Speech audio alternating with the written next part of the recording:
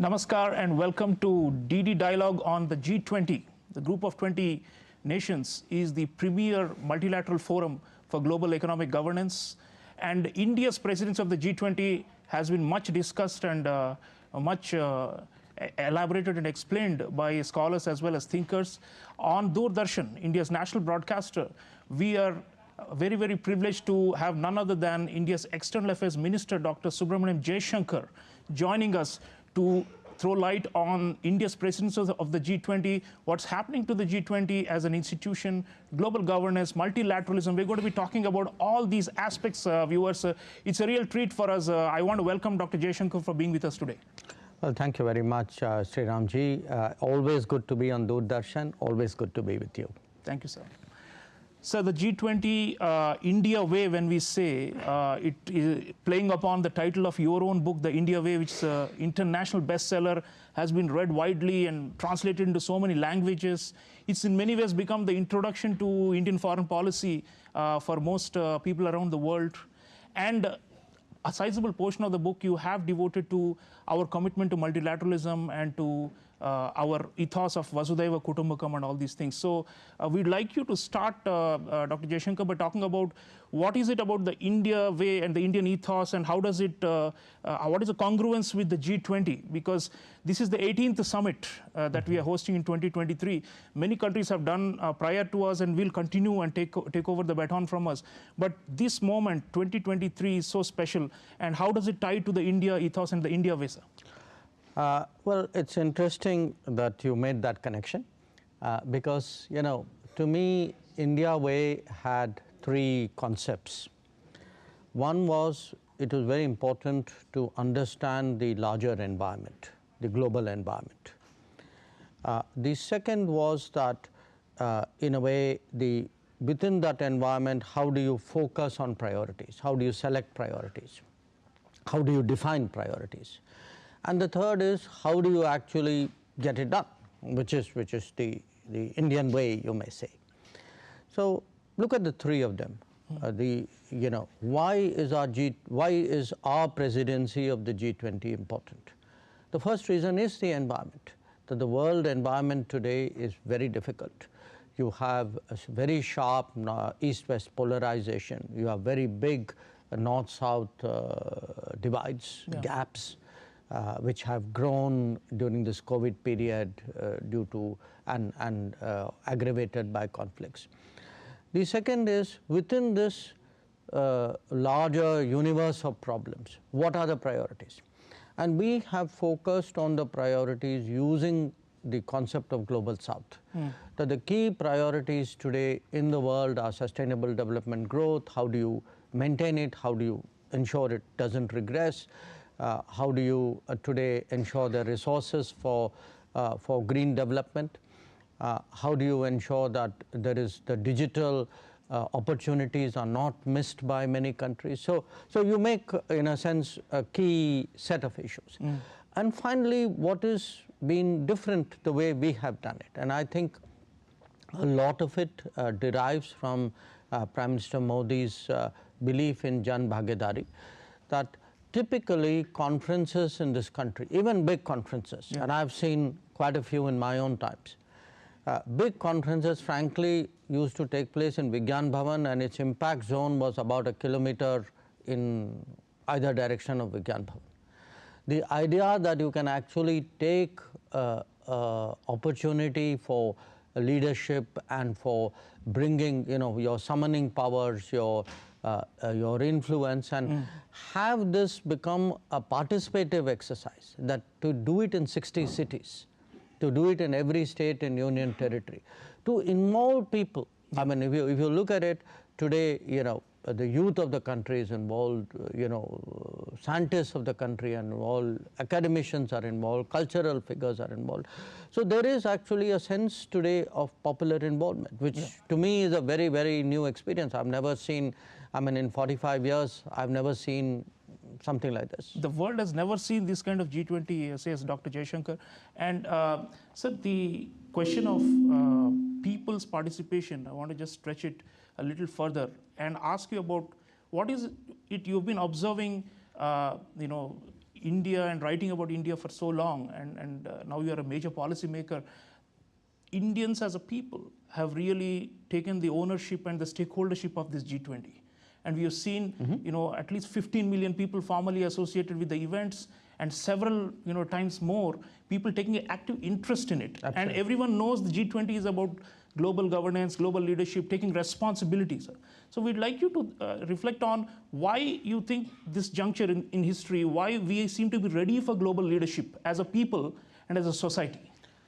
Well, I would say, especially in the last decade, there have been multiple realizations in the country, in our society.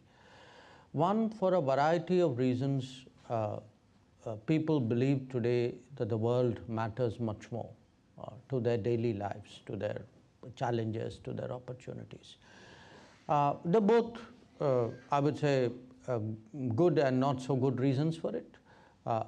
They see, for example, today the opportunities of the world, travel, tourism, workplace, technology, all of that is there.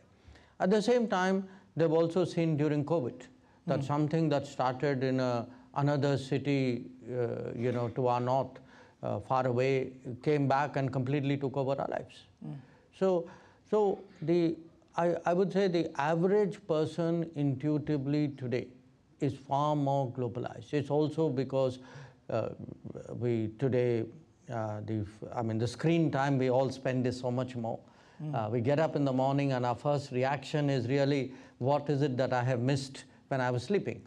So there's a natural inclination to reach out to the world, and it's become internalized with all of us here, and perhaps, and I would say it is across location, it is across generation, it is across profession, it is across income. So that connection with the world. The second, I would say, is also a stronger sense of capability and contribution. The feeling that we Indians, we make a difference. That when we see, it could be the fact that when you see our own ability to secure our students in Ukraine, or the fact that you go out to an earthquake in Turkey and are among the early responders, or the fact that there's a successful Chandrayaan-3 mission. So the belief in this country that we can do more, we should be doing more, and that's very interesting because in many societies actually, societies are retracting, that they are turning inwards. Whereas I think today what is different about India is especially the younger generation, I would say, far more globalized, far more optimistic. It's also in some ways an outcome of our demographics that for us today the world will be a growing workplace, that an era of a knowledge economy will require the movement in the mobility of talent and skills. So people see that today. I mean, it could be different professions. You see many more Indians traversing around the world, and the younger generation doesn't see that as a challenge. Someone say, when I was starting off my work life, to me, I would have probably been intimidated at the idea of going out.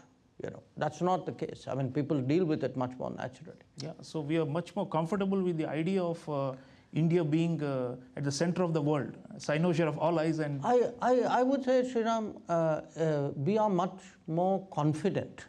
We are much more confident about ourselves. I think the last decade, what we have done has given that feeling to society. I mean, see, even in adversity, there are societies which have been really shattered by COVID. I mean, they're still picking up the pieces, they're still feeling the pain.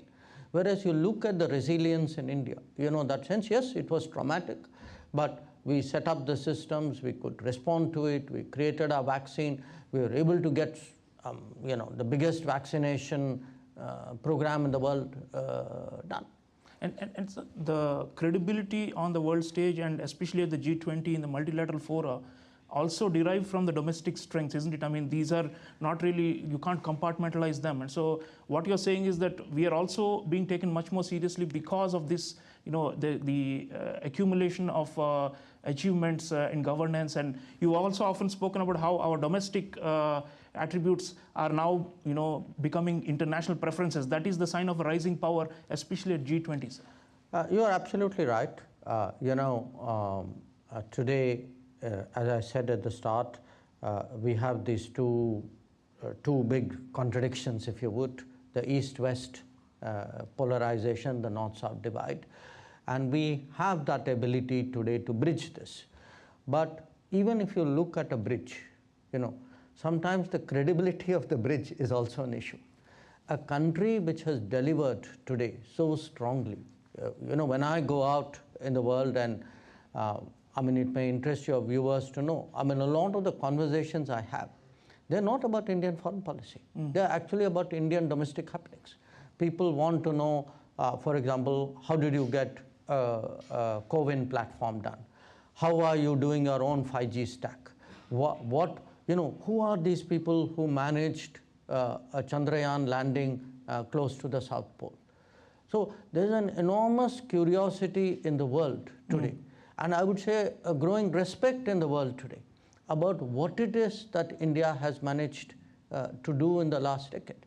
So when we tell people, and our numbers by any standards are mind-boggling. When you tell people, look, we don't worry, during that period, we actually, despite all those apocalyptic predictions about us, we actually kept up,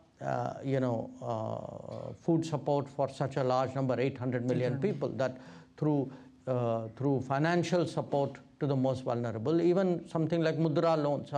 When you throw numbers like, this scheme is 400 million, that scheme is 500 million, food support is 800 million, houses are the beneficiaries, the family members put together is 150 million. I think the world is waking up to the fact, and they probably, if I were to single out one particular aspect of what we are doing, it is the digital. That our digital delivery, I think, is evoking a lot of respect. When you talk to people about cashless transactions, we are today, 40 times the number of the US in terms of what we do. It tells you what the digital embrace has been. So to me, one aspect, or very important aspect of this G20 is that from a perception in the world of an argumentative India, I think today we have become the delivery India, that this is a credible India, this is a actionable India. Absolutely. Dr. Jaishankar, now coming to the diplomacy part, your ministry and your staff are, I think, burning the proverbial midnight oil simply to get everything in place for the summit. We're not burning that oil. That's a politically very incorrect statement. We are getting solar and storing it. But it's a renewable energy. Yes, India's renewable energy. So on this matter, every host tries to find a commonality and bring these differing viewpoints and to kind of consensus with a joint statement, joint communique. And more important than just a piece of paper which everybody will sign at the summit, it's also about the agenda going forward. And on this, India is famed to be this bridge, the credible bridge, as you said. So is there at least one thematic area you'd like to talk about in particular where we have been able to reduce the differences and create some kind of a common ground for the G20? Obviously, the chair has a very critical role to bring the flock together. So if you'd like to throw light on one or two areas of the G20 this year. I don't want to jump the gun. I think we have to wait till the 10th of September to see what the outcomes are. But rather than talk about a theme, when I said that there's an environment and then there are priorities, I want to emphasize the priorities. These words, Global South, we have definitely managed to get it on the lexicon of global diplomacy today. When we first started using it and pressing that word at the beginning of this year, there are a lot of raised eyebrows across the world. Today I see more and more countries using it. But I think more than the lexicon or the dictionary of diplomacy, we have managed to get it on the conscience of the world.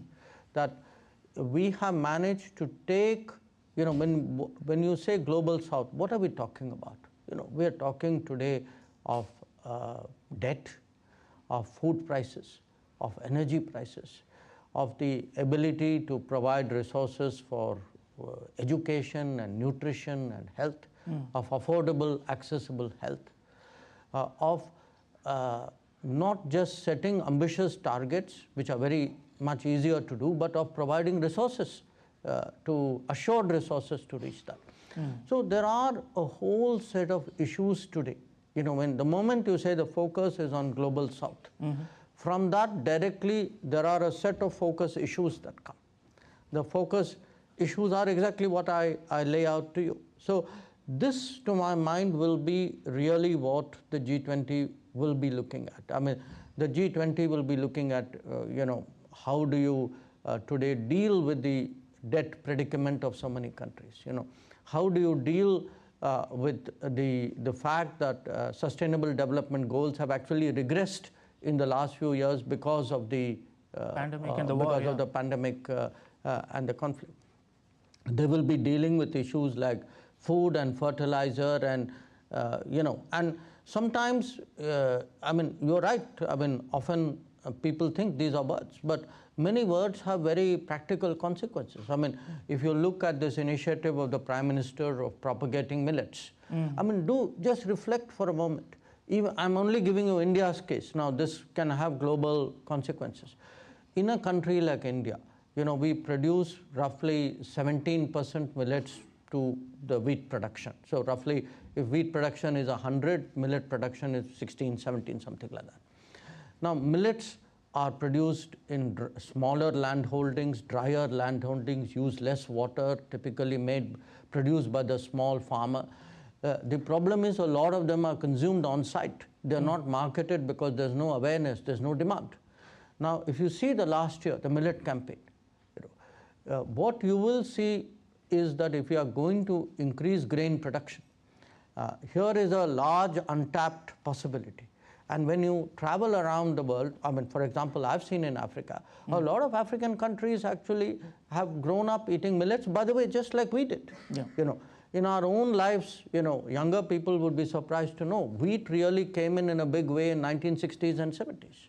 That many parts of India, even today, have, if not memories, certainly still have practice of millet consumption.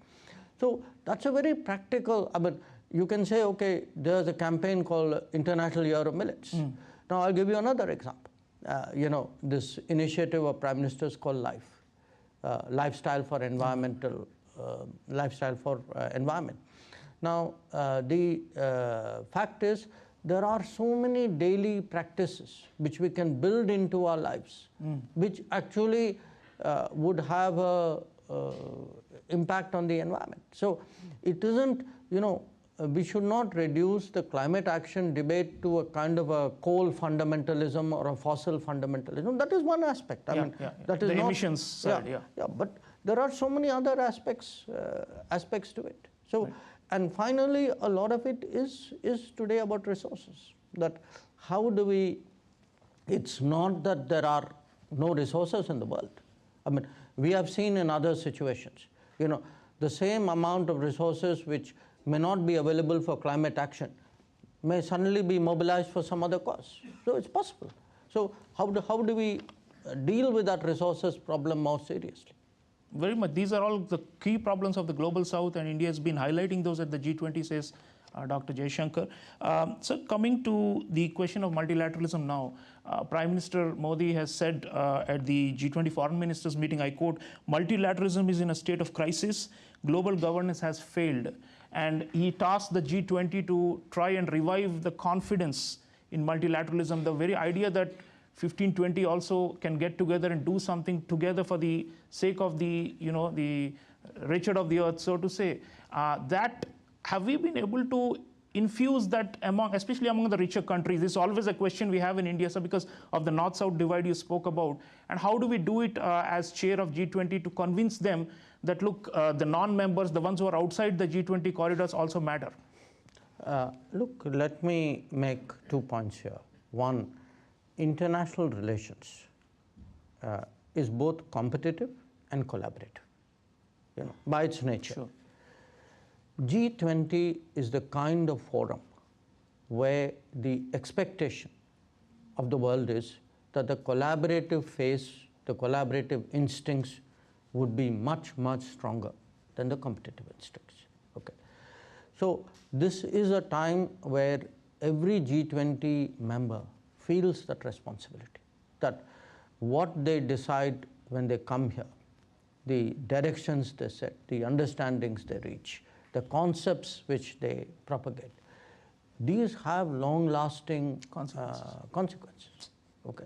In a way, today you can say, because the G20 is far more contemporary, because it's 20 years, give or take, as a forum, as opposed to, say, the UN, which is 4 times that age.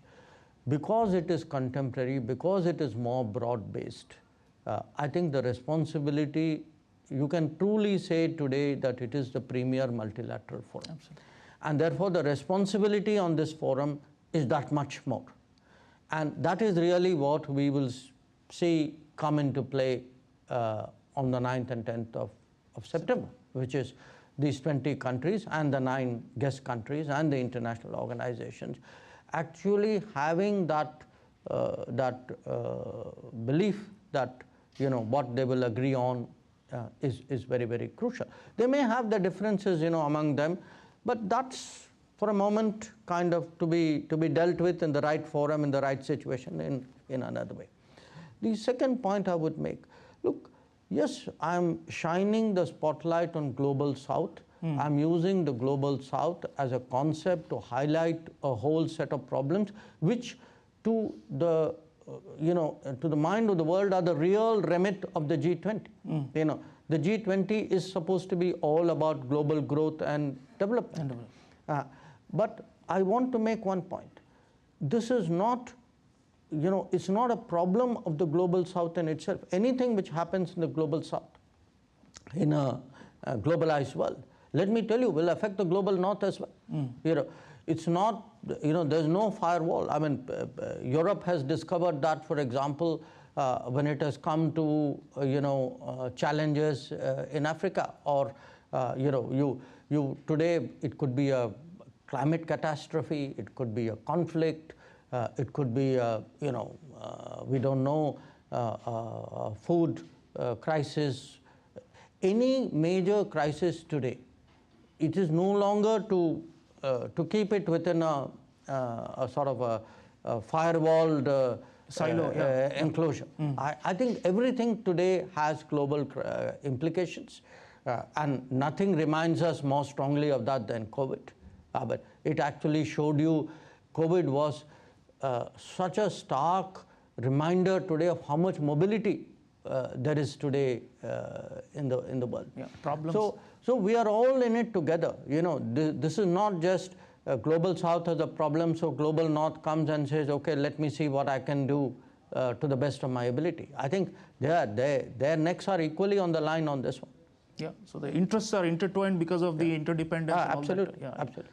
Dr. Jaishankar, last question before I bring in the audience. Sure. We have been talking about the South as our main pillar of our G20 agenda. Now there is a quartet of sorts.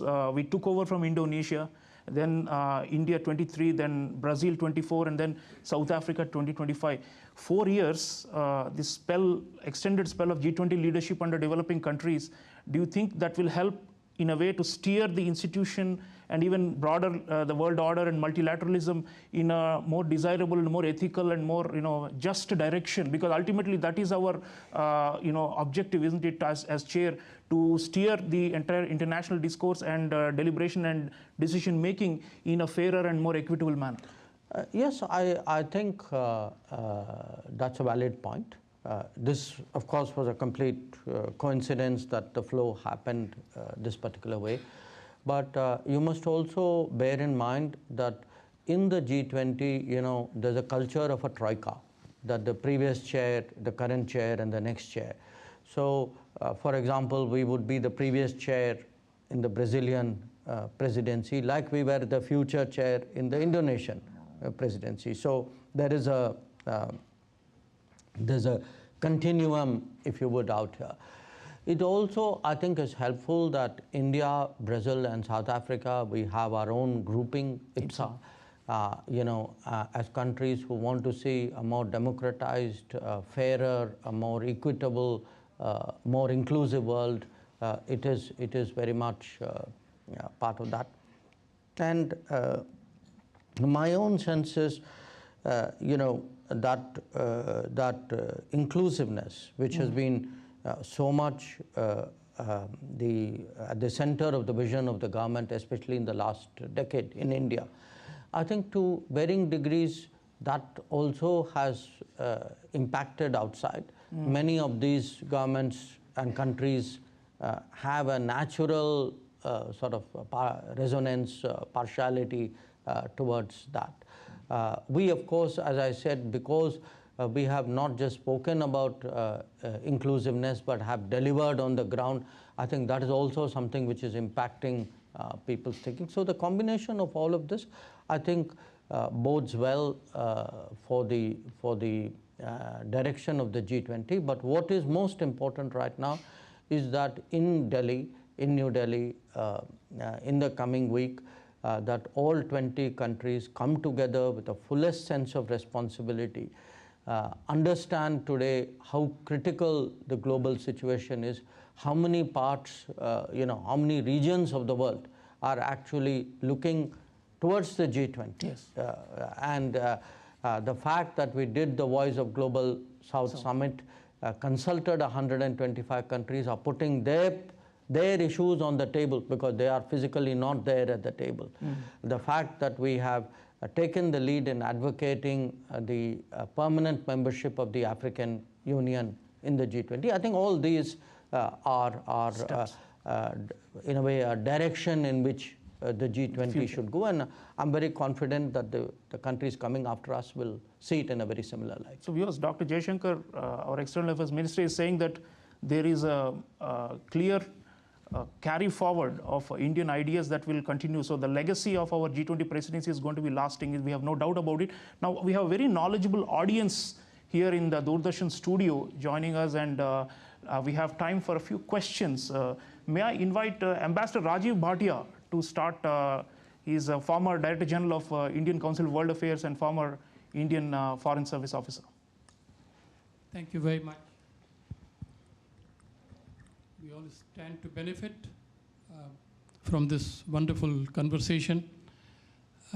I just have a small question. Africanists of India are very pleased with the continuing focus that the government has given on the cause of the Global South.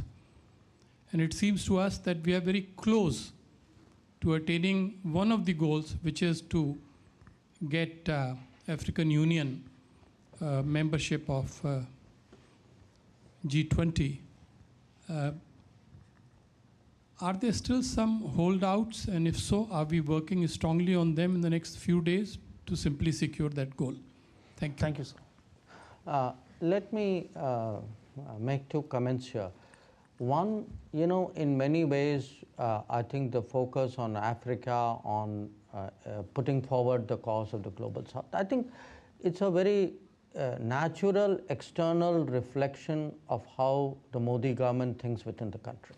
That if your fundamental domestic policy is leave no one behind, that same leave no one behind also applies beyond your borders.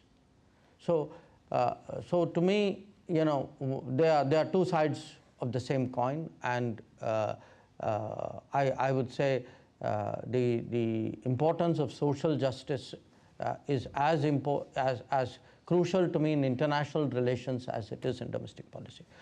Regarding the AU permanent membership of the G20, I think we are very confident that this will happen at the summit.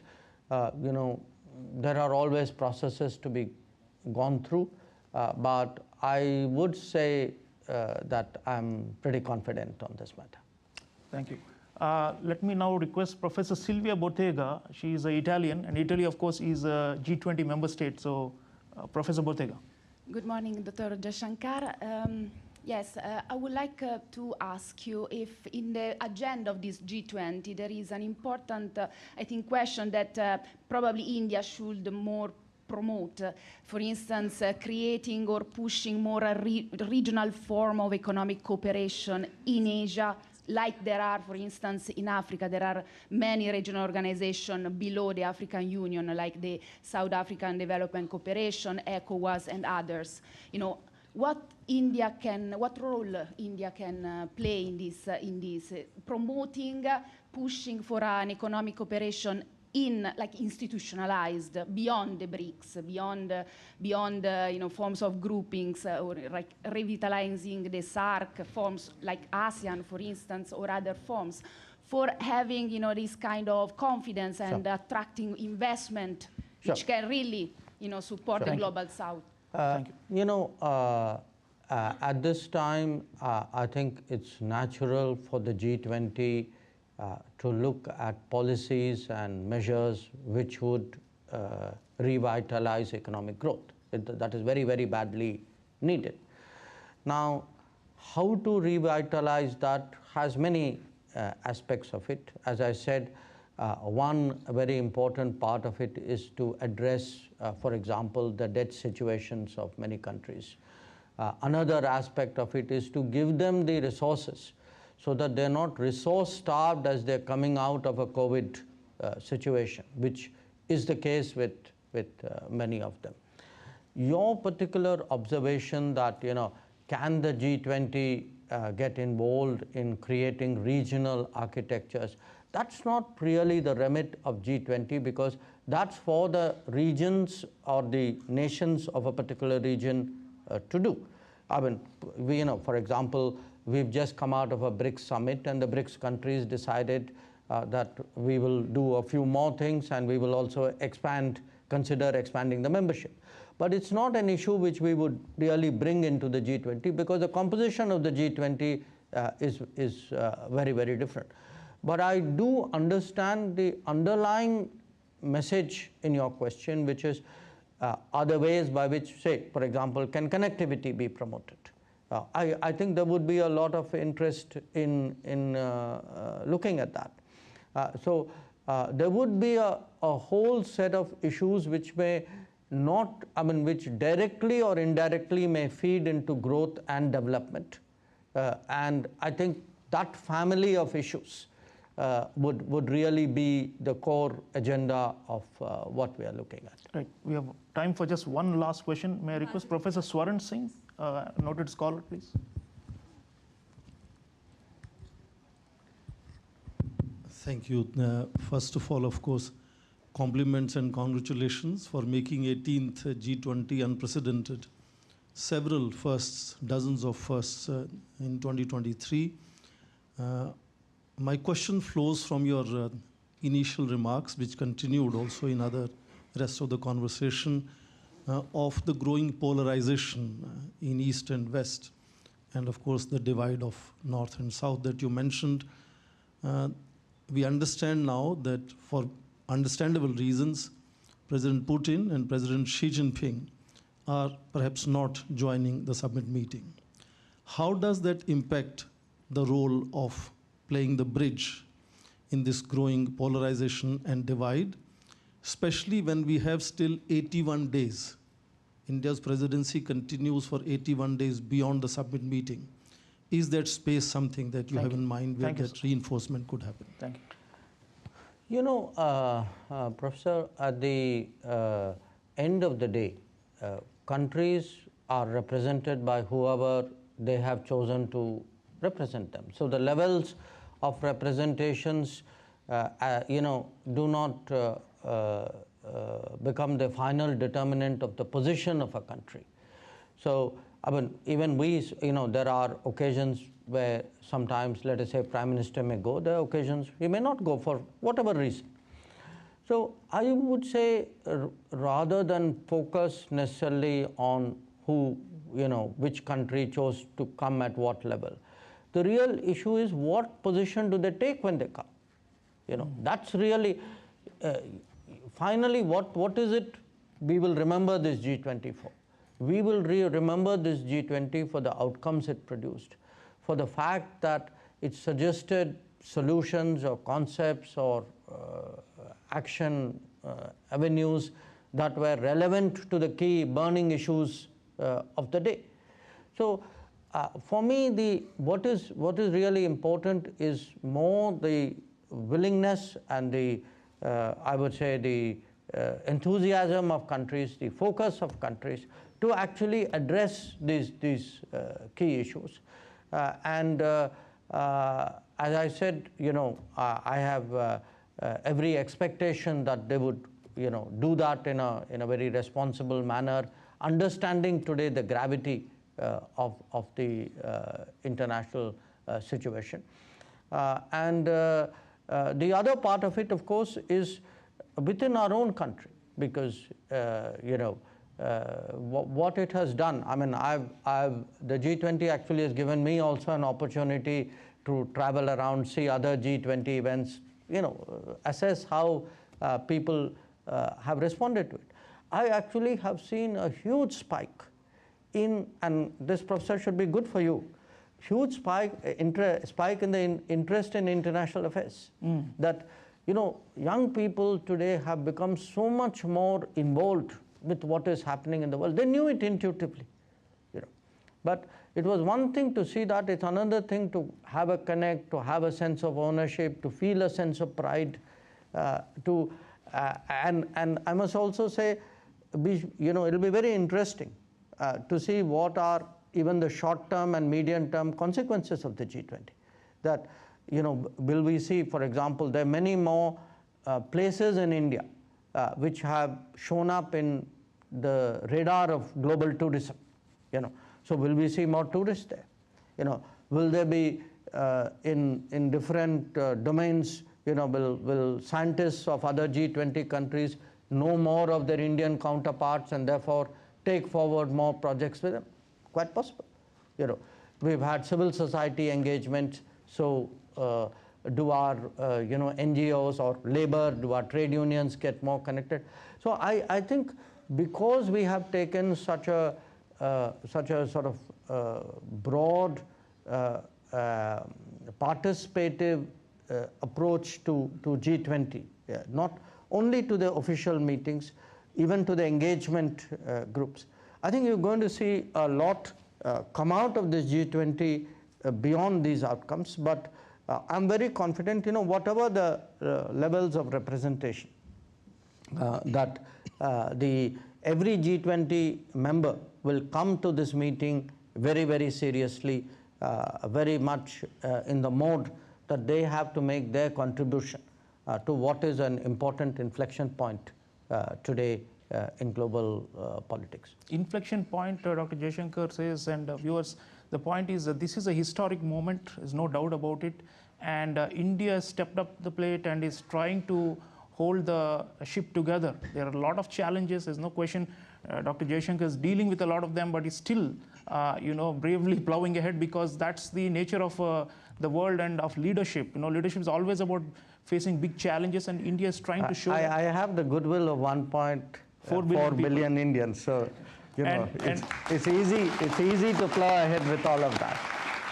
And viewers, I just wanted to mention, Dr. Jaishankar said that through G20 presidency, we are making India ready for the world, and it's happening. And I think that's a very significant point, because if 1.4 billion people, like you said, have this consciousness about the world, and international affairs becomes, a second nature to our own people, then we produce the thought leadership and the ideas that will then take us to the next level in terms of solving global problems.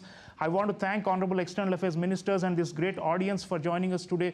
It's a, G20 is like a, red letter mark for our country, and we are trying to do our utmost to try and resolve the enormous challenges that the world faces. All power to Dr. Jaishankar and his team. We hope that this G20 summit goes off smoothly and as expected, and it also generates those far long impact that we are looking for, because ultimately the world will only change if institutions are strong, and we are trying to strengthen global institutions. Thank you so much for joining us, sir. May I have standing applause from the audience, please? Thank you.